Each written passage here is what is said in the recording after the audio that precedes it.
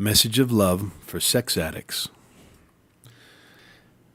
There are not a few men and women who suffer from this addiction, which apparently does not destroy and is harmless.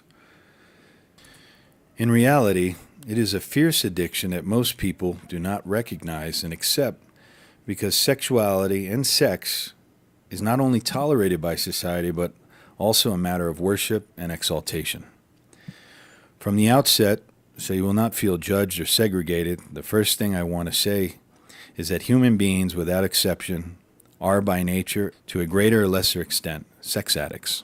Now, with that said, I'm not justifying such addiction. It happens that sexuality plays a leading role in the world and in its history, in our lives and families, and that's why it's necessary to know the reasons that incline us to this potency. Let us briefly analyze the role that sex plays in our lives and see how this influences our beliefs, thoughts, emotions, imagination, and will. The truth is that sex permeates and mobilizes our family and social labor life on many levels in a false way. I mean, sex as the desire and sexual attraction that we experience for others creates an aspect and a decisive criterion for each of our actions, although this is often unconscious. This seems normal and natural, but this does not necessarily mean it is good for us, or truth as we may believe. Do not forget that since we were children, we learned from the world and culture and put in the first places and purpose of our lives sexuality and sex. This is confirmed by the times we live in, which more than ever we make sex an idol. The truth is that sex in itself is addictive. Sex is an escape valve by which we try to escape and at the same time feel strong, free, powerful, loved, and desirable. In one word, sex is a way or a bridge that we use to avoid reality and truth and to run away from confronting ourselves. But let's leave aside the psychoanalytic and human discourse and get to the bottom of the cause of idolization and idolatry of sex. We as human beings, dust and misery as we are, and above all, people at the same time empty with insatiable needs, need to get out of the lies by knowing the truth. What we try to do in every vice or addiction is to fill a spiritual emptiness with things like sex, which are not spiritual and have nothing to do and is far away from true spirituality. There are many who believe that sexual capacity is the maximum creative force in human beings, and the same belief that they have the keys to spirituality through sexuality. There is nothing more false. The empty and insatiable which are in us should be filled with spiritual means and not carnal. This is our mistake.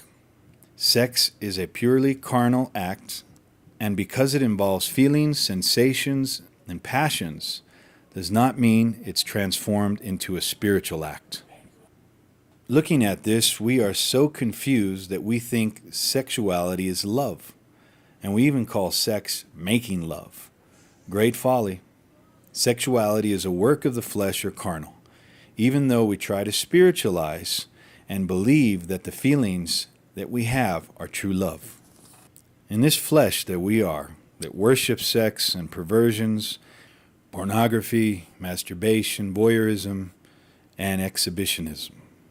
All of these lead to sex addiction. And more than sex addicts, we are slaves to it, and there is no way to be free and defeat it, but through spiritual weapons. Our soul must begin to break free from the whims and addictions of the flesh that give us much pleasure in the beginning, but in the end produce bitterness, guilt, and other destructive passions. The question is, who can set us free and how?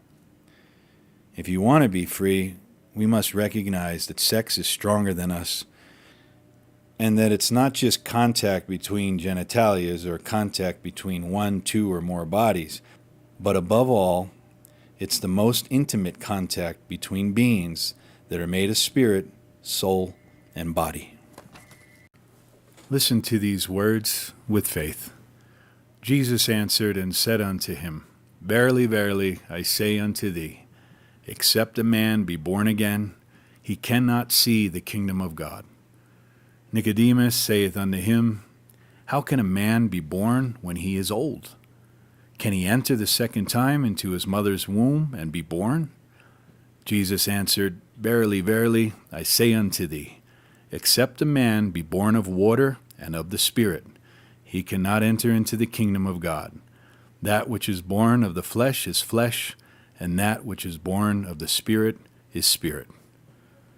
For those who have ears, let them hear.